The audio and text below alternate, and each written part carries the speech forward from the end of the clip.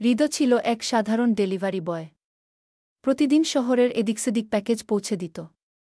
কিন্তু সেই শুক্রবারটা অন্যরকম ছিল।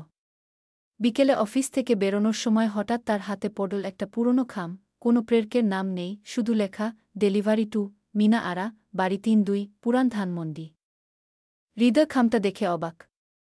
এত পুরনো কাগজ, তবু সিস্টেমে অর্ডার রেজিস্টার্ড আছে। ভাবল, ঠিক আছে, শেষ ডেলিভারি করে ফিরবে। পুরানো ধানমন্ডির সেই বাড়িটা যেন সময়ের বাইরে দাঁড়িয়ে আছে, ফাটা দেয়াল, লোহার গেট, চারপাশে শুকনো গাছের ছায়া। দরজায় নক করতেই এক বয়স্ক মহিলা খুললেন, আপনি কি মিনা আরা?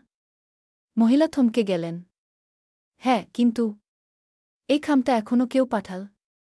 তিনি কাপা হাতে খামটা খুললেন।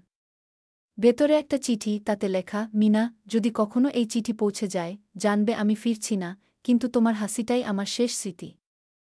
নিচে সই, রফিক। মিনা চুপচাপ বসে পড়লেন চেয়ারে।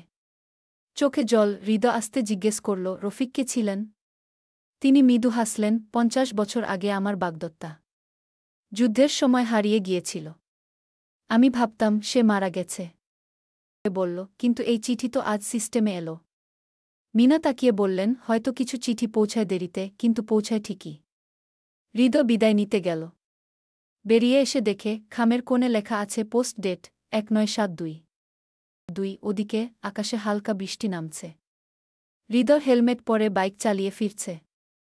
কিন্তু তার চোখে এক অদ্ভুত প্রশান্তি।